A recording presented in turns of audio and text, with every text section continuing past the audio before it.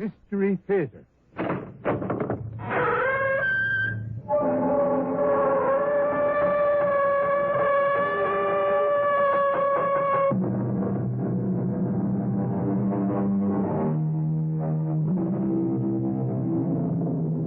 Come in. Welcome. I'm E.G. Marshall. I have a story to tell you about trickery and venality and genius, and the threat of an alien presence in our midst. A story, too, that may leave you wondering about procedures behind secret doors, where, although it is your future that is being rewritten, you are not invited to participate. Listen closely. It could happen. You were going to tell me something about what this Professor Addison is up to? Yes. We have reason to believe that he is working on a method, a mathematical concept, I should say. Yes. Which may very well achieve the time bypass necessary for interstellar travel. Wait, I didn't quite get that. It's completely beyond either of us, so don't expect me to explain it to you. He's working on a way to travel between galaxies. You take it seriously? I mean, you believe it's possible? It's already been done, my friend. Where do you think the unidentified flying objects come from?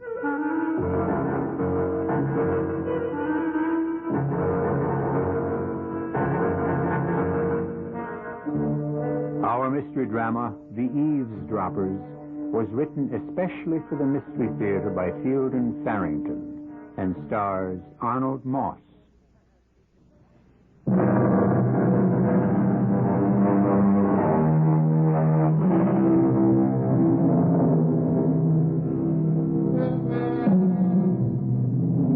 There is an old house in Pennsylvania's beautiful Pocono Mountains which has recently and at considerable expense been restored to its original condition. One wing has been made ideally suitable for use as a laboratory. This work was all arranged for and supervised by a man who calls himself Mr. Smith. More, one suspects, to promote anonymity than to establish identity. The job is finished now, and Mr. Smith is interviewing two people, Pearl and Edgar Parker, to whom he has offered a rather peculiar job. Frankly, Mr. Smith, I don't like it. I'm an electronics engineer. I wouldn't enjoy working as a handyman, and my wife isn't a housemaid either. No, I'm not. And the other part of the job, the part you haven't told us much about, I think I like that even less. To begin with, I happen to know that you're out of a job and have been for some time. You need money. All right. That may be true. But undercover agents, isn't that what you want us to be? If you like a spade called a spade, yes. Well, why us? We don't know anything about espionage. But you know a great deal about electronic equipment, and that's what's needed. That and two people to look after a big house. Well, all right. Suppose you give us some details. First of all, if we decide to take this thing, how much? At the end of the summer, you'll receive $20,000 in cash. Oh, that's different, isn't it, Edgar? Well, it depends on what we have to do for it. To whom and for whom. I want to know who and what, Mr. Smith. You'll be working for aliens. Beings from another planet. From another galaxy, actually. Oh, come on. You wanted the truth. You have it. Oh, there aren't any such people. Oh, but there are. I've been in touch with them for some time. Our environment doesn't suit them. They come to Earth only in cases of extreme emergency. I don't believe you. It doesn't matter what you believe. The 20,000 will be good, solid American dollars. Now, look, whatever they want or don't want, it's clear that we'll be operating against somebody, and I'd like to know who. A single scientist who's working on a project my clients don't want to succeed. It would be against their best interest. All right, what's his name? We hope to rent the house to a Professor Dwight Addison. You may have heard the name. He's a very highly rated physicist. One of the top few. A physicist? Oh, if it's going to be bombs. No bombs. He's into something entirely different. All right, I've heard of Dwight Addison. What would you expect us to do, Mr. Smith? Edgar, if it isn't bombs and it's 20,000... Wait a minute. What do you want us to do, Mr. Smith?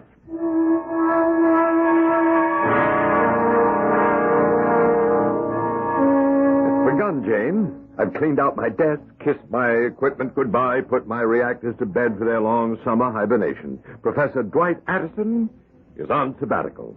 The summer is my personal property. We still have to look for a house, you know. Well, whoever heard of ointment without a fly in it? A house where the owners won't object to your converting a basement or a garage or something into a laboratory. Mm-hmm. We'll look into Mars Times. Maybe we'll be lucky. Well, that's an excellent idea. Jane, I don't know what I'd do without you.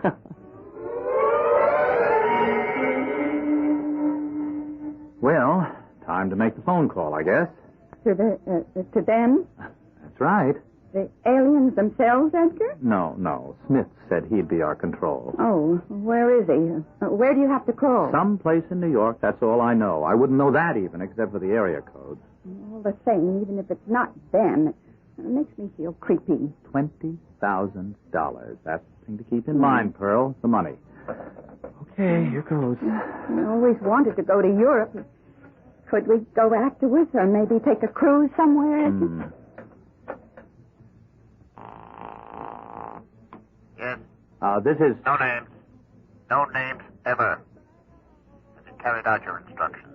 To the letter. Everything as ordered. Very well. Now let me hear your story. Well, we've been through it a lot, Mr. Smith, and I really know it... More, please. All right. The owner of the house is James Ellis. He's in Wall Street. He and his wife are taking the summer off and touring Europe. He's an amateur scientist. That's why he's got the lab set up. Pearl and I have worked for them for years and are almost like family. I assist him in the lab sometimes, and, let me see, Your privacy. Oh, yes. It's been a rule for years that nobody ever comes into our wing of the house. That's like part of our pay. We have complete privacy. Don't forget it. All right. We'll put the ad in tomorrow morning's Times. You should hear from the tenant sometime tomorrow. Try to make an appointment to show him the house for tomorrow afternoon. We're in a hurry. Well, what if somebody else sees the ad and calls first? No one else will see the advertisement. It will be placed only in the tenant's copy of the Times. Well, how can you do that? Just do as you're told. Don't worry about things that don't concern you. I don't like that man. $20,000, Edgar. It's going to be a strain at any price. Dwight? Dwight, I found it. It's here. It sounds absolutely perfect. Oh, that's wonderful. Sugar Heights, Pennsylvania, heart of the Poconos. 12-room Victorian home, recently restored, all in excellent condition. Housekeeper and chauffeur groundskeeper included or no deal. West wing occupied by health. East wing suitable for use as workshop, studio, or laboratory. What? Immediate occupancy for season only. Season ending on September 30th. Sort of big for us, but otherwise doesn't it sound perfect, right? Yes, it does. Almost too perfect, don't you think? Oh, how can a thing be too perfect? Well, my work is classified, Jane, most secret. I don't know, it almost sounds as though someone knew I wanted a place to work this summer and has made this one to order for me. Oh, now really, Dwight. Well, that's the trouble, you know, with doing this sort of work. It makes you suspicious. All right, we won't worry about it. Shall we call and make an appointment to see the house? Well, there's no harm in looking. Maybe the roof leaks or something. Oh, what do you mean? Well, the way the ad reads, it just sounds too good to be true.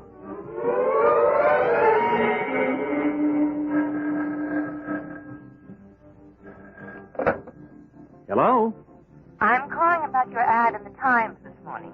Has the house been taken yet? No, not yet. My husband and I would like to drive out and look at it. May I have the name, please? Professor and Mrs. Dwight Addison. We live in New York City and we're looking for a summer house.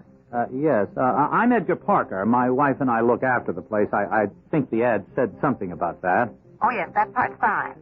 When may we see the house? Any time, Mrs. Addison. This afternoon would be fine. This afternoon, say around 2? Very good, and I'm sure you'll like the place, Mrs. Addison. Yes. My husband says it sounds made to order. Well, that's just about everything, Mrs. Addison. You do like the place, don't you, Dwight? Oh, yes, very much indeed.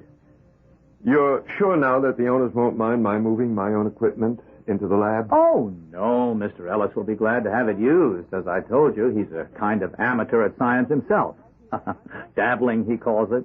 Matter of fact, I help him out sometimes, kind of like a lab assistant, you know. Yes, I see. If you wanted me to, I could help you out around the lab, too. You know, just wash up and keep everything straight, things like that. I always enjoy doing it for Mr. Ellis. No, thank you. That won't be necessary. It wouldn't be any trouble at all. Professor Addison never uses an assistant. He likes to work alone. Oh, well then. Shall we take it, Dwight? I think it's just lovely. Yes, it's very suitable. All right, we'll take it.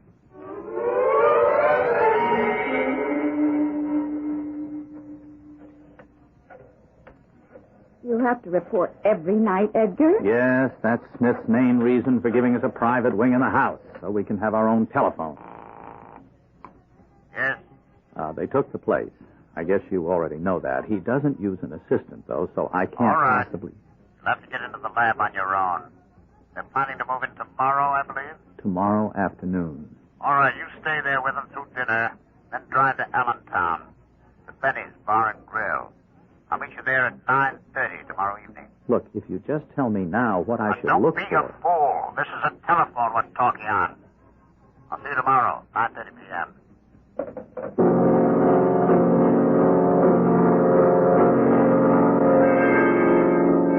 Dwight, you have to admit that Pearl and Edgar were a big help.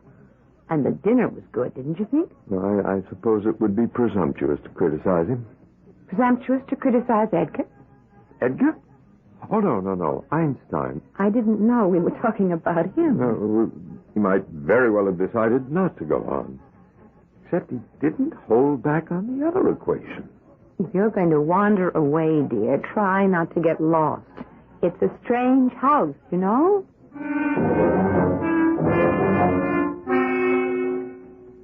Well, was Mr. Big Shot Smith satisfied, Edgar? Oh, he wouldn't say so if he was. Have to meet him in Allentown tomorrow night. Oh, no. And leave me here alone? Well, that's what the man says. The bugs must be working. He seemed to know all about everything that's been going on in the house. They ought to work, the time you've spent on them. For $20,000, I do very good work, Pearl. You, still don't believe about the aliens and all that, do you? To tell the truth, I don't care very much. The way he told it, though, it really sounded like it. Be quiet. Oh, gee, you startled me. Professor Addison, please. This is our wing of the house. It's supposed to be private. Oh, I am sorry. My wife says I'm just a little absent-minded at times. I get preoccupied and... Oh. Well, I suppose I didn't pay much attention to where I was going. I do apologize. Oh, well, that's all right, Professor. I assure you it won't happen again. Okay, that's okay. I think he heard what he was saying. I doubt it. He's in a real fog most of the time. Jane, we're going into the city tomorrow. Into the city? What on earth for? We just got here. Well, I have some errands to do that can't wait. What errand? Well, okay, you go if you have to. Well, I think I'll stay here. There are still a few little things I want to rearrange. Jane, I want you to come with me tomorrow. Please do as I say. Why, Dwight? And don't argue with me. Oh, well, of course, if you feel that strongly about I it. do. I'm going into the lab now. I'll probably be working most of the night, so don't wait up for me. Are there actually creatures from another galaxy capable of exerting an influence on the people of our Earth?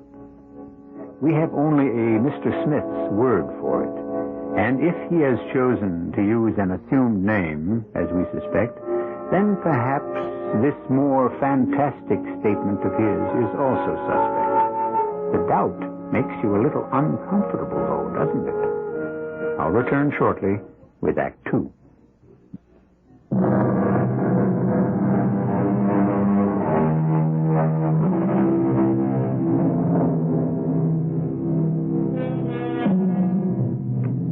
One of man's distinctive characteristics, one of the traits that sets him apart from the beast, is his desire for privacy.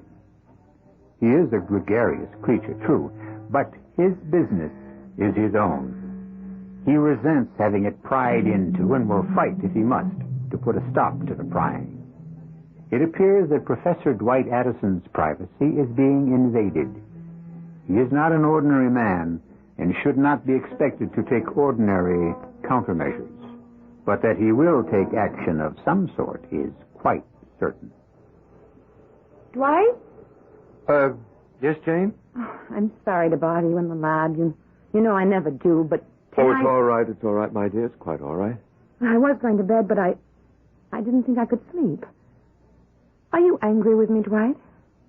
Why, no, of course I'm not. Why should I be angry? About going into the city. You acted so, well, not a bit like yourself. Oh. Well, you see, I got this idea for a new type of hearing aid, and I just wanted Hearing aid? Well, you're not having trouble with your hearing, are you? No, it's not for me. I just had an idea. I don't know where it came from, really, about a way to improve the quality of the sound reproduced in those small hearing aids they use nowadays, and, well, you know how I am. Yes, I know how you are. I wanted to do it before I got back onto the other thing. Will you be long here? Another hour or so, I expect. Now, you get some sleep, dear. You'll need your rest for the trip into the city tomorrow. Do we really have to go, Dwight? I'm afraid so. There are a few things I must do, and I will need your help.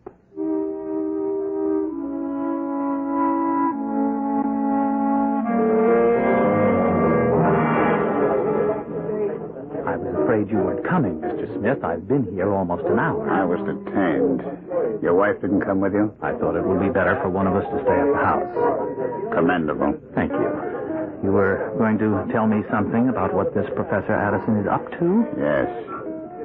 We have reason to believe that he's working on a method, a mathematical concept, I should say, which may very well achieve the time bypass necessary for interstellar travel. I didn't quite get that. It's completely beyond either of us. Don't expect me to explain it to you. He's working on a way to travel between stars, between galaxies. You take it seriously? You believe it's possible? It's already been done, my friend. Where do you think the unidentified flying objects come from? Well, I've always thought they were optical illusions or something like that. A great many people do. It's a belief my clients have always encouraged. You and I know better. I guess so. And you think Professor Addison can do it? I don't know anything about it myself. My clients seem to believe that he's very close. It's our job to help them find out how close. And then what? They want him stopped. That's all I know. Now, look, if they plan to get rid of him somehow, I don't want any part of it at any price. And I still don't know what to look for if I get into his lab. Not if. When. Look for anything that he's jotted down. Every word, every number, everything. Here, I brought you this. A cigarette lighter? It's made to look like one. Actually, it's a camera, and a very good one. No, no kidding. But I'll show you how it works later. Does the professor have a good desk lamp? Well, it's three-way. I think it goes up to 150 watts. Pretty bright. Well, that's all you need. I want every scrap of paper you find in that lab photographed. It doesn't have to look important. You're not the one who decides. I don't have keys to his desk, you know. I'm not concerned with how you get at his papers. Just do it. Oh, okay, I'll think of something. Are the bugs working all right? You'd have heard about it if they weren't. You don't work very hard at making friends, do you, Mr. Smith? I don't make friends. I buy accomplices.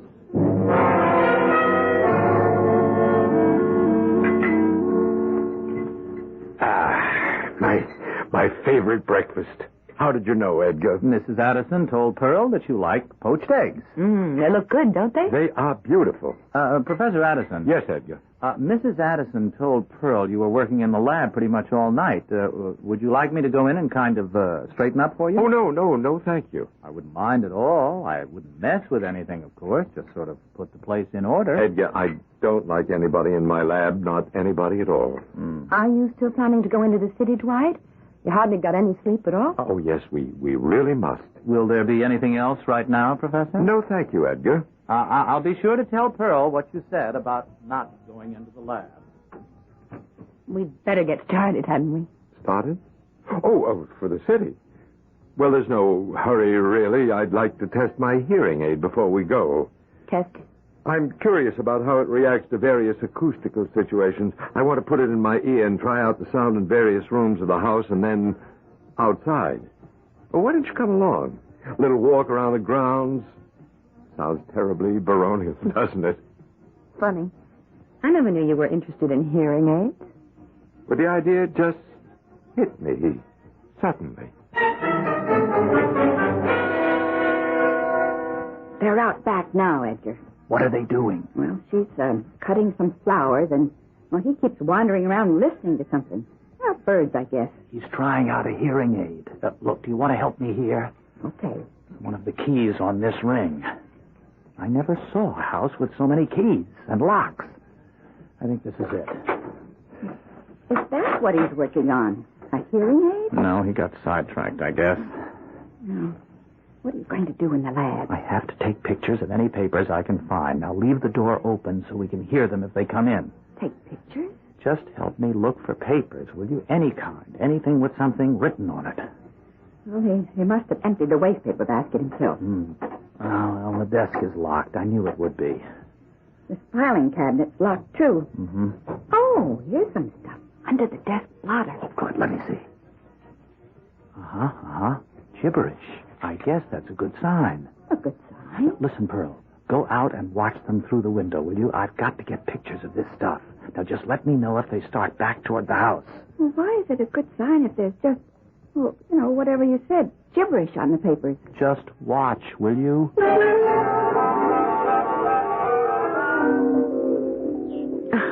I won't know what half these flowers are until they bloom. This one's an iris, I know that much. You'll have to speak up, Jane. I can't hear a thing you're saying. That's some hearing aid you made. It doesn't seem to be working very well. I might as well not be wearing it at all. Well, do you know what's wrong with it? Need some adjustment, I imagine. Dwight, do you really have a lot of secret stuff in the lab? Oh, yes, indeed. Practically everything in there. Top secret. Things Edgar and Pearl shouldn't see? Well, that's why I told them to stay out of the lab, Jane. I have papers in there that no one should see. Did you lock the door? To the lab? Well, of course. Aren't you afraid that telling them not to go into the lab will only make them all the more curious? Just serve as an added temptation? Oh, I don't think so.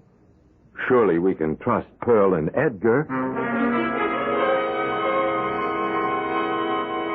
You better get out of there, Edgar.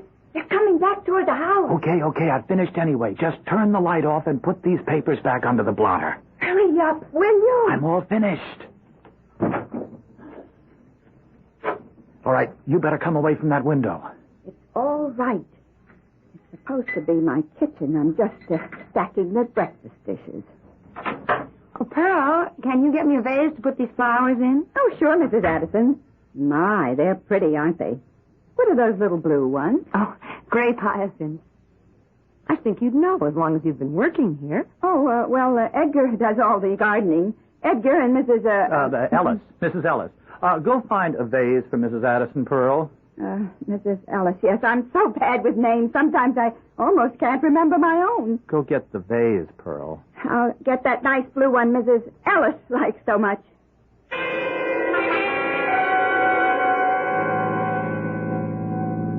Are you sure we're on the right road, Dwight? Well, I'm taking a slightly different route this time. I'd like us to enjoy the natural beauty of these mountains, and somehow 4 lanes with a minimum speed of 40 miles an hour doesn't give you much of a chance. You know, it's funny about Pearl. What's funny about her? Well, she's been living in that house for a long time. Years, the way they tell it. And she doesn't know a grape hyacinth when she sees one. They're perennials, you know. They come up every spring, year after year. Well, she probably just doesn't have that much interest in flowers. Some people don't. Maybe. And she couldn't remember Mrs. Ellis's name. Been working for her for years and couldn't remember her name. You're just too suspicious, Jane. Edgar and Pearl are fine people. We're lucky to have them.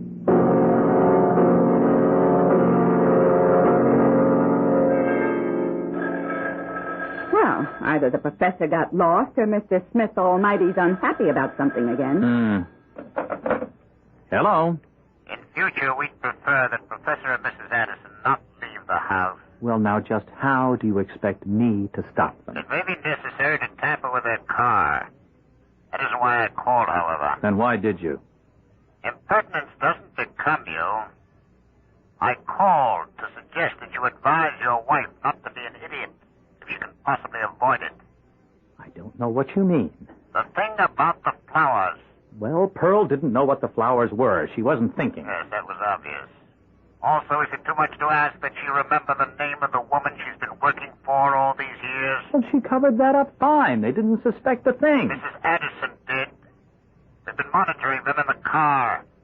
A good agent memorizes every detail of his cover. That's the first rule. Oh.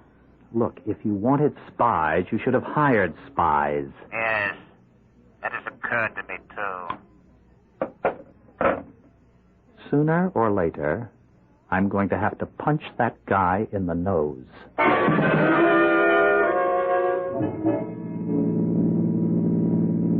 Well, maybe you're not lost, but I am. It's a beautiful spring day, dear.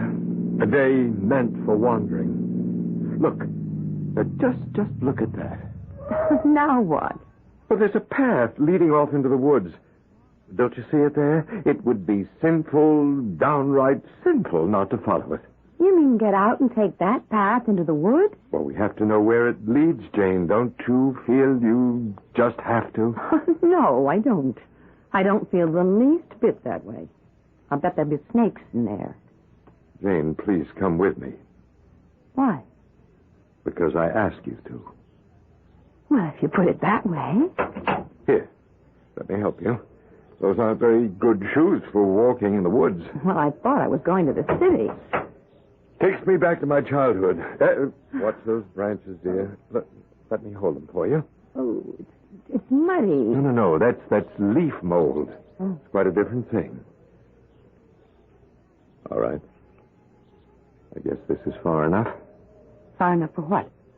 Now, listen carefully, Jane. We can't stay out of the car too long. Why not if we want to? That house is bugged. The lawn is bugged. Even our car is bugged. Bugged? Eavesdropping devices. Every word we've said since we moved into that house has been overheard.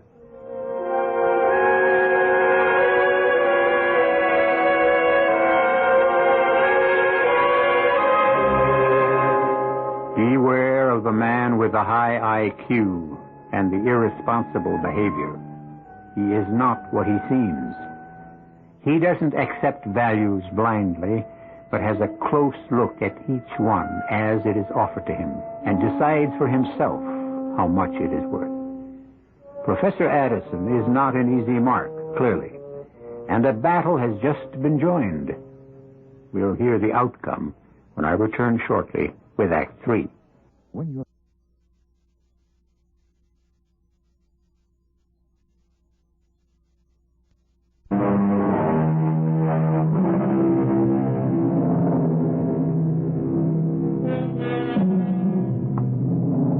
Creatures of an alien culture, beings from a galaxy light years removed from our Earth, have become interested in the researches of Professor Dwight Addison. They have caused to be planted in the house, which he has rented for the summer, a network of listening devices, which keeps him and his wife Jane under constant surveillance. These two, Professor and Mrs. Addison, have eluded the eavesdroppers temporarily by leaving their car, in which a bug has been planted, and walking down a wooded path. But how can you be sure that everything is bugged the way you say? How can you be so sure? That little gadget I've been calling a hearing aid isn't a hearing aid at all, Jane. It's a device for detecting radio transmission. Radio transmission? The bugs they've planted in and around the house are tiny radio transmitters. I get a beep from the thing I had in my ear every time I get near one. They're all over the house, 2 or 3 in several of the rooms. And they've been placed around the grounds in such a way that there's not a spot anywhere where we could talk without being overheard. In the car, too? At least one in the car. Pearl and Edgar. Oh, yes, Pearl and Edgar. They're very unlikely servants, haven't you noticed that? Would they be working for somebody else, or are they... somebody else? Oh, they're only agents. As a matter of fact, I suspect strongly that they're in the employ of intelligent beings from another world. Oh, no, really, Dwight. The project I have in hand would interest such beings. It's not much of a secret anymore that this planet has been visited. Flying saucers? Well, there have been some very, very secret investigations. There's not much doubt about it among the people who have the facts. And your work is... They'd be interested. Oh, we shouldn't have left Pearl and Edgar alone in the house. What if they get into the lab? Oh, I'm sure they have a duplicate key. But there's nothing in there of any consequence. Well, you told me the place was full of secret material. But that was for the benefit of the eavesdroppers, whoever they are. No. I have it all in my head, Jane. I don't trust papers. Ooh, I hate being spied on. I've given them something to think about, though. I left some papers under my desk pad for them, phony as $3 bills. Phony? Utter nonsense. Jane, I have a plan. I'll need your help. You don't have to ask. Thank you, my dear. I'm going to turn you into a nagging wife. And when we get back to the car, I want you to start complaining.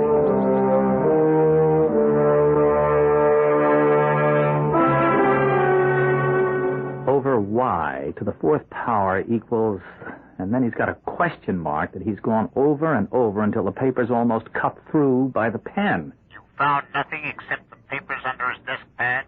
Just these 4 sheets, yes. Is that all of it? Well, then he's got some scribbled notes at the bottom. He's written down the word heterodyne 2 or 3 times like he was thinking on paper, and then third voltage. On another line, he's written light, speed, plus, then crossed out the plus and printed it in again in capital letters. Light, speed, plus. That's interesting. Any more? Well, just some figures at the bottom. Now, wait a minute. Hold on just a minute. Okay. We've been out of touch with the Addisons for almost half an hour. They've returned to their car now. But this must not happen again. Well, what do you want me to do? There's something you do to a car's carburetor to put it out of commission. You know about that? Yes, that's easy enough. Well, then do it as soon as they bring the car back. And try to do it right.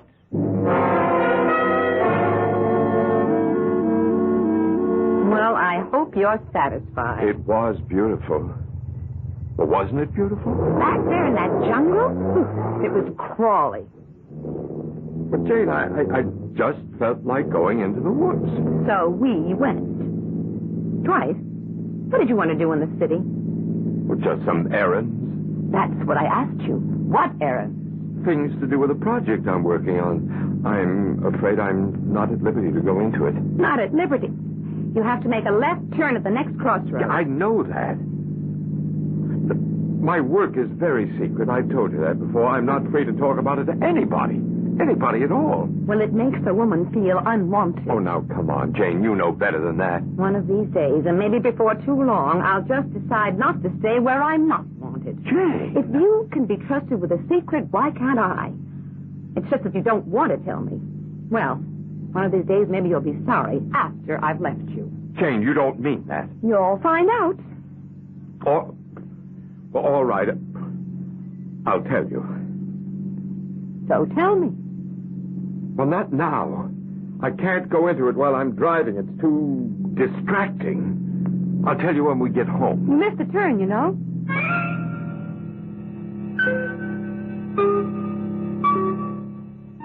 Don't tamper with the car. You understand me? Don't touch it unless you hear from me. Well, okay, but you said We the have car... reason to believe that we're going to get some vital information as soon as the Addisons get home. They should be there very soon. Well, okay, then you don't want me to... I don't want you to do anything until you're told to do something. Now stay near your telephone for further instructions. We get 20,000. He gets a punch in the nose. Now, this is wrong. All wrong, Jane. I want your absolute promise that you will never... Dwight, if you're going to start that again... Oh, all right. What I'm working on is a new kind of radio signal. A radio signal? Well, good heavens, what's so hush-hush about a radio But signal? this is quite different from the kind of radio signal you're thinking of. This is a sound that kills whoever hears it. Kills? Slowly and rather painfully, I'm afraid. I haven't been able to work out a way to make it more humane. You mean you just turn your radio on, you get this sound or whatever it is, and it kills you? Yes. Its effect is not unlike the effect of nerve gas. Yes, it's quite deadly, quite awful, really. But I don't see how that's possible. Just a noise that comes out of your radio. Well, there's a whole new mathematical concept involved. It works, though. It works. I don't think you ought to do it. Is it... Are you close? Oh, the device itself is finished, ready to use. There's the problem, of course, of testing it without killing anybody. I think it's absolutely dreadful. Oh, yes, it is, rather. I worked out one of the problems last night, a shield to protect the sender. Your hearing aid. Well, it wasn't a hearing aid at all, of course. Used in the sender's ears, both ears, of course, it neutralizes the effect of the signal. Oh, it's worse than the atom bomb. In some ways, I suppose it is. There's no antidote. Once you've heard the signal, you're dead. There's no way to arrest it. As you say, it is rather dreadful. What do you intend to do with it? Well, the first thing I must do is to make another of the shields tonight and make sure that they work. Like, sure, how? I'll feed the sound through an amplifier, not broadcast it, of course, and wear the two shields. If I'm not affected, then I know the shield works. But, Dwight, you can't. I can't think of another way. You'd better stay clear of the lab tonight. I'll have to warn Pearl and Edgar. Does it work on just any old radio? Any radio. Through any transmitter. Anything from your big commercial transmitter to one of those tiny little things they use as eavesdropping devices. Bugs, I think they're called. I wish you wouldn't do that tonight, Dwight. Now, I'll be all right, my dear. The shields will work. And there aren't any radio transmitters nearby. After all, we're not bugged. I want all listening devices removed from the house and grounds. The car, too. Every bug you planted, I want out at once. Destroy them as you remove them. Make sure not one of them is left functional. Would you care to come with me for a walk around the grounds, Jane? All right, if you'd like to. It's a lovely afternoon. Edgar and Pearl have been out enjoying it. Oh, Edgar. Yes, Professor? Before I forget it, I think it would be a good idea if you and Pearl stayed in your quarters this evening. I'm doing a rather special experiment, and I think it would be safer for you. Okay, the whole evening? Until quite late, yes. It's a lovely day, isn't it? Mrs. Addison and I are going to take a little walk. Yes, it's very nice out, and, it's okay about tonight. We can talk now, Jane. You mean we're free of those things? Out here, they've removed all the bugs from the grounds. I've been watching them. Removed and dismantled them as they went. Afraid of your experiment tonight? Whoever's been listening must have given the orders. Oh, what a gorgeous day. Let's plan to stay out for at least an hour. That ought to give them time to clear the house of bugs.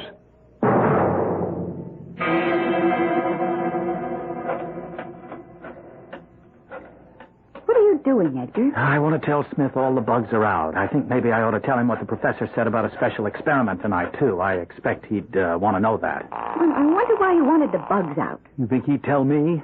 Mm-hmm. Oh, come on. Why doesn't he answer? The number you have reached is not in service at this time. The number you have reached is not in service at this time. This is a recording. Mr. Smith's run out on us. What do you mean? The phone's been disconnected. Oh, then how are we going to collect our money? We're not. This phone number is our only contact with them. A man named Smith, even if it was his real name, and you know damn well it's not. Oh, but $20,000. If I ever find him, I won't just punch him in the nose. I'll kill him. What are we going to do? We're going to get out of this house. Right now. If they're scared, so am I.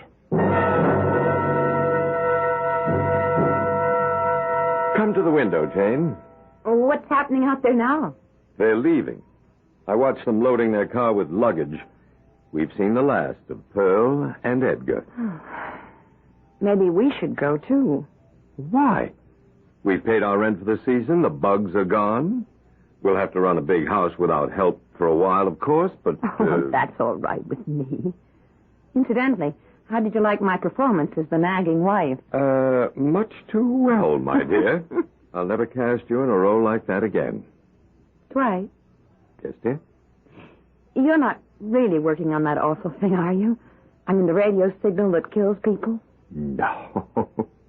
No, nothing of the kind. Actually, what I'm working on is a time bypass that will make traveling between galaxies possible. Really make it possible? If it works. It looks good in theory. Of course, I know how to make the lethal radio signal. You do? Oh, yes. Yes, there's nothing to it, really, once you understand the mathematics. Oh, Dwight, you wouldn't. Oh, no, dear. That's one secret nobody's ever going to get out of me. Not even a nagging wife.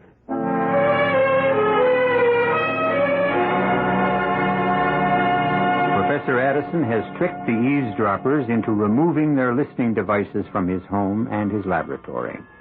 But has he stopped them altogether? They seem to be a determined breed. And I'm sorry to say, there are always people around like Mr. Smith and Pearl and Edgar Parker who will sell out if the price is right. Perhaps we've heard the last of the eavesdroppers. And perhaps we haven't.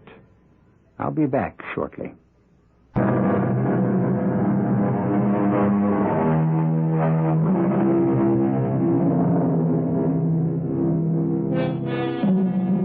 At this reading, interstellar travel has not been announced as feasible. But things move fast in this age. Don't be too surprised if you hear on a newscast that Professor Dwight Addison has found a way to make it feasible. And be with us, no matter what method of travel it requires, for our next look at some of the improbabilities that turn out to be, after all, possible.